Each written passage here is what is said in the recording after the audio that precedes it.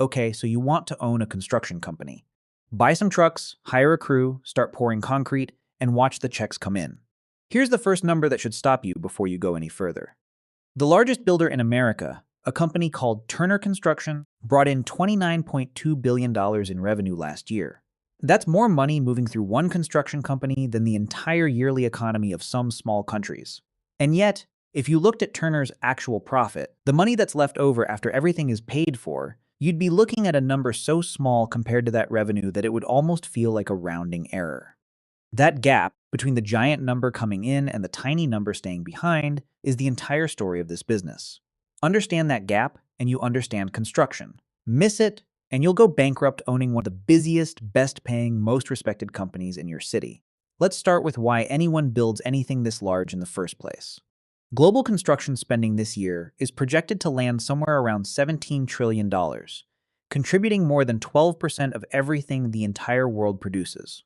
In the United States alone, the industry moves enough capital that even a sliver of it, captured correctly, makes someone extraordinarily wealthy. But here's the part that surprises almost everyone stepping into this business for the first time.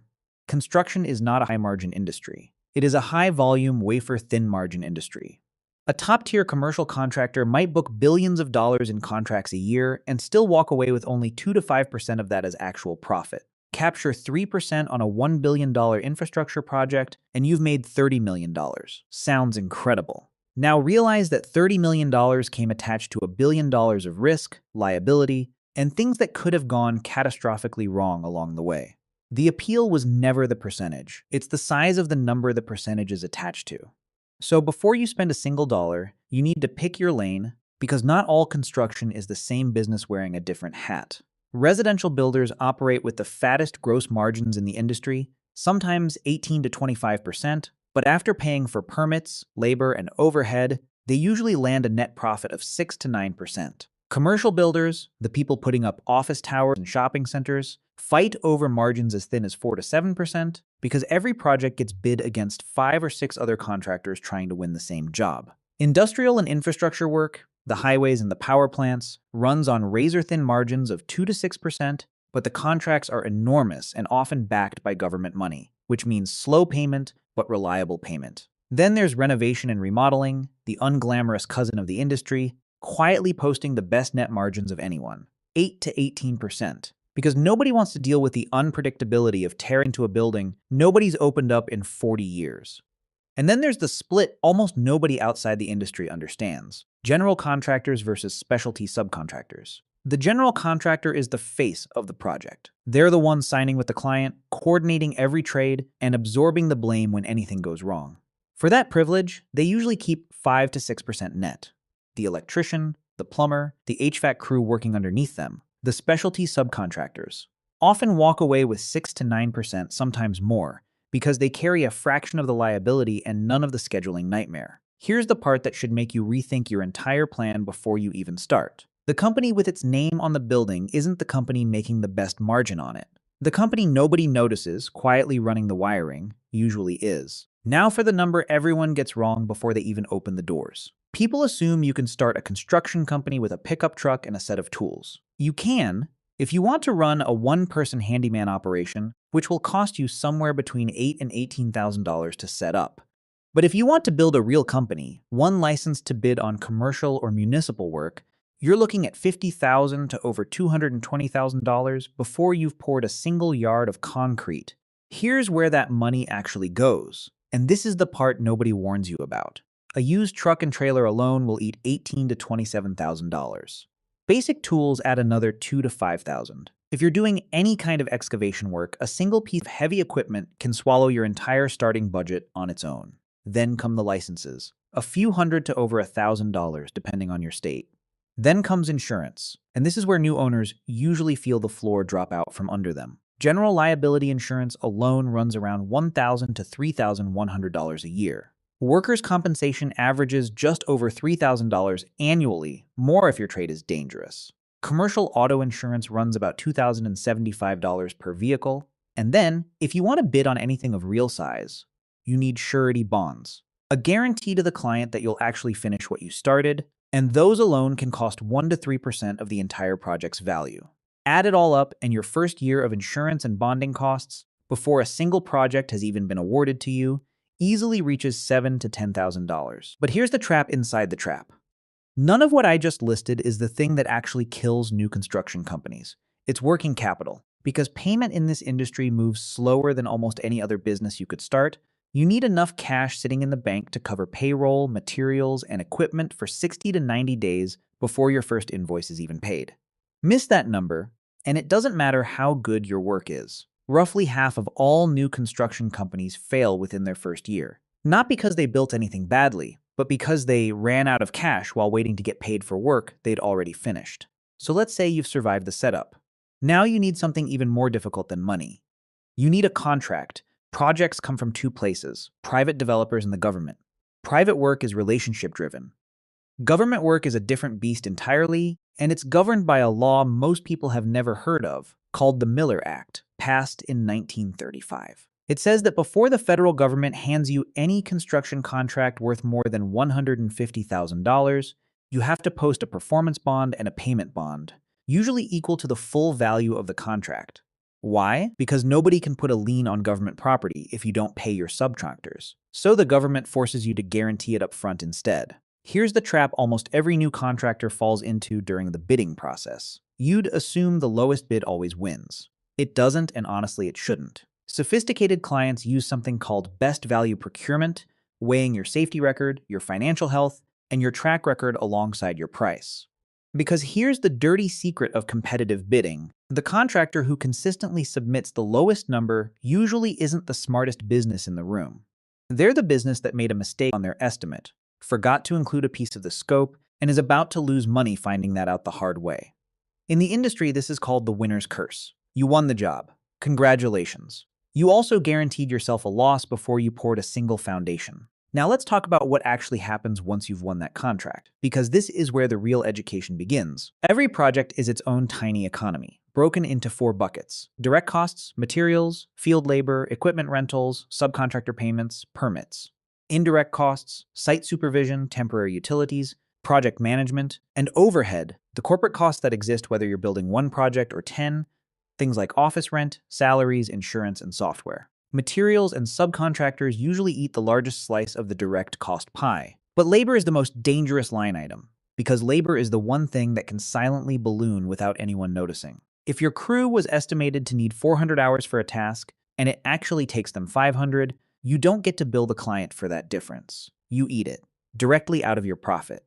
And this is where the trap structure of the entire industry becomes brutally clear. With net margins hovering around 5 to 8%, a single serious mistake, pouring a foundation 18 inches off the mark, say, can trigger enough rework, delay, and wasted material to consume 10% of the entire project budget. Do that math. Your margin was 8%. Your mistake cost 10%. You didn't just lose your profit. You paid for the privilege of building the thing. Materials themselves are a business within the business. You're managing concrete, steel, lumber, electrical switchgear, and plumbing fixtures, and in the current environment, prices are moving in ways that would have seemed absurd a decade ago. Steel and metal framing prices have climbed around 18% in the past year alone. Lumber and engineered wood are up close to 12%, and tariffs on imported steel and aluminum have pushed the effective tax on some construction materials to a 40-year high, somewhere between 25 and 30%. If you locked in a fixed price contract before that spike hit, you don't get to renegotiate. You simply absorb it. This is exactly why experienced contractors write escalation clauses into every contract. A rule that says if a named material rises past a certain threshold, the client shares the extra cost. Skip that clause, and a 20% spike in lumber prices comes directly out of your own pocket. On a project you already thought was profitable, labor deserves its own conversation, because it is, without question, the single most unpredictable expense you'll manage. The industry currently needs roughly 500,000 net new workers just this year to keep pace with demand, and more than 40% of the existing skilled workforce is expected to retire within the next 5 years. That scarcity is pushing wages up around 4% annually, and it's creating a mistake that quietly bankrupts new contractors, estimating a job using the worker's base wage instead of their fully burdened rate. Here's what that actually looks like. Say a carpenter earns $25 an hour. Add roughly 17% for payroll taxes. That's about $4.25. Add another 12% for workers' compensation, $3. Add 15% for benefits and insurance, $3.75. Suddenly, that $25 worker is actually costing you around $36 an hour. Estimate a job using the wrong number, and you have mathematically guaranteed yourself a loss on every single hour your crew works. And you won't find out until the project's already finished. Heavy equipment brings its own version of the same decision every contractor eventually has to make. Do you buy it or do you rent it? The honest answer depends entirely on something called your utilization rate, meaning how much of the time that machine is actually out there earning money instead of sitting in your yard. Below 40% utilization, renting wins every time because ownership costs like depreciation and storage outweigh whatever you'd save. Above 65%, ownership wins because you're building equity and lowering your cost per hour. And here's an underused advantage in the American tax code, Section 179. It allows you to deduct the entire purchase price of qualifying equipment in the same year you buy it, instead of spreading that deduction out over a decade. Buy a $75,000 machine while sitting in a 35% tax bracket, and you could see roughly $26,250 in immediate tax savings, dropping your real cost to under $49,000. That single piece of tax code has quietly shifted thousands of contractors from renting to owning. Now let's talk about the costs that don't show up on any estimate, because these are the ones that actually destroy companies. Rework is the industry's quiet killer. Research from the Construction Industry Institute puts average direct field rework at around 5% of total project cost, ranging as high as 12% on complicated commercial and industrial jobs. On a $50 million project, an average rework rate is $2.5 million in money that simply vanished. Not stolen, not lost to fraud, just poured into tearing out and redoing work that should have been done right the first time. And because crews usually just absorb that corrective labor quietly into their daily hours, most companies never even formally measure how much rework is bleeding them dry. It just shows up eventually. As a company that somehow isn't as profitable as its revenue suggests it should be, then there's safety, and this is where the numbers turn genuinely frightening. A serious OSHA violation currently carries a maximum penalty of around $16,550. If that violation is ruled willful or repeated, the fine jumps to $165,514 per violation, not per inspection. Fall protection is consistently the most cited violation in the entire industry. Because fines are counted per worker, a single inspector finding several employees on a roof without harnesses can generate a fine large enough to erase your entire year's profit on that project in one afternoon. And that's before anyone considers the lawsuits or the far more serious consequences that follow if someone actually gets hurt. Now here's a real company, a real name, and a real collapse, because nothing teaches this lesson better than watching it happen to someone who was supposedly one of the best in the business. Meet Carillion. Once the second largest construction and services company in the entire United Kingdom, employing over 43,000 people, running government hospitals, schools, and highway maintenance contracts across the country. In 2016, Carillion looked, on paper, like a company at the peak of its power. It had just paid its shareholders a record dividend of £79 million. It was winning contract after contract from a government that trusted it completely. And yet, 10 months later, on the 10th of July 2017, Carillion shocked the market by announcing it was writing down £845 million in the value of its own contracts. Its share price lost 70% of its value within 2 days. By September, that write-down had grown past £1 billion, larger than the company's previous 7 years of profit combined. By January of 2018, Carillion collapsed into compulsory liquidation with just £29 million in cash and liabilities that eventually totaled nearly £7 billion. So how does a company that large, run by people who understood construction better than almost anyone in Britain, collapse this completely, this fast? The answer isn't incompetence, it's structural. Carillion had been growing through acquisitions funded almost entirely by borrowed money, bidding aggressively on low-margin public contracts to keep revenue climbing, and using an accounting practice called reverse factoring to disguise how much it actually owed its suppliers. It kept paying rising dividends every single year, even while its underlying cash position was deteriorating, because a falling dividend would have signaled weakness to the market. It was desperately trying to keep calm. In other words, Carillion wasn't destroyed by one bad decision. It was destroyed by the exact same forces already sitting inside your own business plan.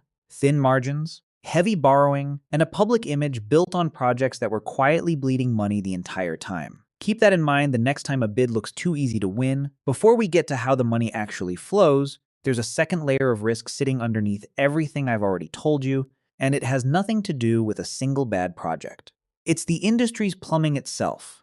The sheer amount of time between doing the work and getting paid for it. Every business has a metric called Days Sales Outstanding, or DSO, the average number of days between sending an invoice and actually receiving the cash. A software company might see a DSO of 5 to 45 days. Construction averages 60 to 90 days and often longer because every invoice has to move through a chain of approvals. Your own project manager, the architect, the client's financial controller, sometimes even the bank funding the project, before a single dollar moves. A subcontractor who pays for labor and materials in June might not see that money until September.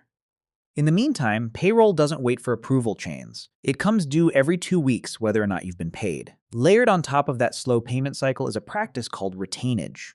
To guarantee you'll actually finish the punch list and fix every small defect at the end of a job, the client legally withholds a percentage of every single invoice, typically 5 to 10%, until the entire project reaches final completion, sometimes months after the building is already standing. Do the math on what that actually means. If you're running a 6% net margin and the client is holding back 10% in retainage, they are, for the entire length of the project, sitting on more cash than your entire expected profit. You finish the building in a structurally negative cash position, surviving purely on a line of credit, waiting for a final payment that might not arrive for months after the work is done.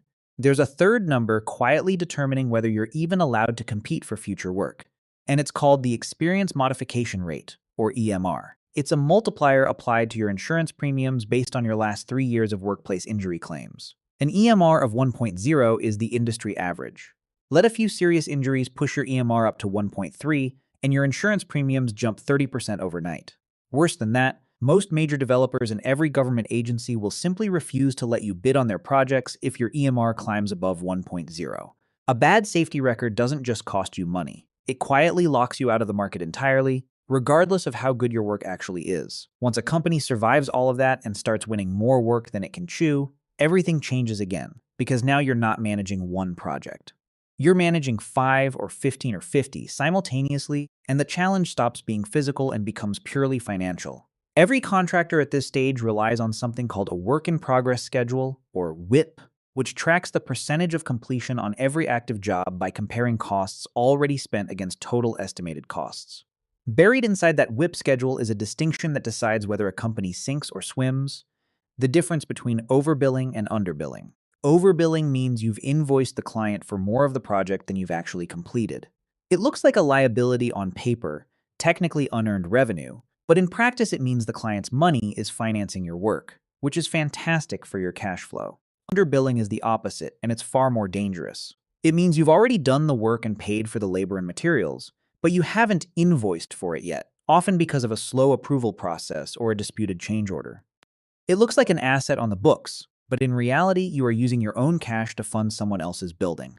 Chronic underbilling, quietly bleeding a company dry invoice by invoice, is the single most common reason a construction company that looks profitable on paper still runs out of cash and closes its doors. For the companies that navigate all of this successfully, growth eventually stops looking like construction at all and starts looking like corporate finance. Expanding into a new city means learning an entirely new set of municipal codes, labor unions, and material supply chains from scratch. The largest firms eventually stop simply building for other people and start developing real estate themselves, buying the land, arranging the financing, and acting as their own client, which lets them capture both the construction profit and the long-term value of the finished asset. Reaching that scale requires something called bonding capacity, essentially a ceiling set by surety underwriters based on your balance sheet and liquidity, determining the largest public project you're even legally permitted to bid on. Grow faster than your bonding capacity and your accounting controls can support, and you're simply building a bigger, faster version of the same collapse that took down Carillion. So who actually gets paid at the end of all of this, and how much? An owner's income in this business comes from two very different places: a regular salary and a year-end profit distribution. Industry best practice puts a reasonable owner's salary at around 8 to 10% of total company sales, treated as a legitimate overhead expense rather than a bonus. Beyond that, whatever profit remains at year-end gets split between what the owner takes home personally and what stays inside the company to fund next year's working capital. A small independent contractor might land somewhere between $50,000 and $150,000 a year in total personal income. The owner of a scaled, efficient mid-market firm, one that's mastered its cash flow, its bonding capacity, and its change order strategy, routinely takes home $300,000 to well over $1 million annually. Same industry, same tools, same physical work happening on the job site. The difference between those two outcomes was never the quality of the construction. It was the discipline of the accounting sitting behind it. So how does anyone actually make money in this industry, once you strip away the disasters? It all comes down to the shape of the contract. A fixed-price contract puts all the risk on you. You eat every overrun, but you keep every dollar you save. A cost-plus contract flips that entirely. The client reimburses your actual costs plus an agreed fee, which is safer but removes almost all incentive to be efficient. A guaranteed maximum price contract splits the difference, capping your risk while sharing any savings with the client. And design-build contracts, where you handle both the architecture and the physical construction under one roof, let you start building before the design is even finished, which speeds everything up and reduces disputes between separate parties. But here's the mechanism that actually rescues most contractors' margins: the change order. Once you're already on site, mobilized, and the client has essentially no leverage to bring in a competing bidder mid-project, any request for a design change or any surprise condition hiding underground, old bedrock nobody knew was there, say, gets priced with a far higher margin than your original competitive bid ever had. Change orders are, quietly, where a huge percentage of real profit in this industry actually comes from. Now let's do the math the way any serious contractor would, because the two-scenario ending is the only honest way to end this conversation. The optimistic scenario. You're a mid-sized commercial general contractor booking $50 million in annual revenue, running at a healthy 6% net margin. That's $3 million in profit for the year. Your projects came in on schedule, your material costs stayed roughly where you estimated them, your safety record kept your insurance premiums flat, and your change orders added a comfortable cushion on top of your base bids. Life is good. You're the contractor other contractors envy. Now the realistic scenario. Steel prices spike 18% mid-project, and you didn't have an escalation clause protecting you. A single foundation error triggers rework that eats an extra 5% out of one major job. An OSHA inspection catches 3 workers without proper fall protection, and the fine alone runs past $165,000. Add in the fact that your average client is taking closer to 90 days to pay you instead of 30, and now you're financing your own payroll out of a line of credit just to keep the lights on. Run that same $50 million year through that reality, and your 6% margin doesn't just shrink. It can flip into an outright loss. Walk through the actual numbers with me, because seeing them side by side is more convincing than any warning I could give you. In the optimistic year, $50 million in revenue at 6% net leaves you $3 million richer, and your backlog going into next year looks strong enough to justify buying that second excavator you've been eyeing. In the realistic year, that same $50 million in revenue, hit by an 18% steel spike with no escalation clause, a 5% rework hit on one job, a $165,000 willful safety fine, and a 90-day payment cycle forcing you onto a line of credit, can turn that same 6% margin negative before you've even accounted for interest on the debt you took on just to make payroll. You didn't build worse buildings in the bad year. You built the exact same buildings. The only thing that changed was which side of a handful of coin flips you happened to land on. The difference between a good year and a bad year in this business is measured in millions of dollars, on the exact same revenue, built on the exact same contracts.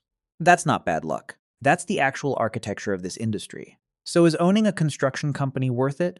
It gives you an entry point that skilled people can genuinely reach, contracts measured in numbers most industries never touch, and the rare, tangible satisfaction of physically changing the skyline of your own city. But it demands an owner who treats the business less like a builder and more like a financial institution that happens to produce buildings, someone who understands retainage, cash conversion cycles, and burdened labor rates as fluently as they understand concrete and steel.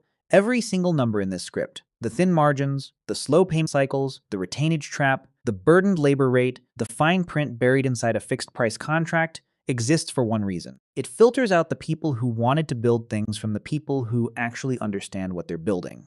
The tools, the trucks, and the crew are the easy part. Anyone with enough starting capital can assemble those in a matter of weeks. What separates the contractor who's still standing in year 10 from the one who quietly disappears in year 2 is whether they treated their own cash flow with the same seriousness they treated their blueprints. The people who thrive in this industry were rarely the best carpenters in the room. They were the ones who understood, long before their first project broke ground, that the real business of construction isn't building things. It's surviving the gap between what you're owed and what's actually sitting in your bank account.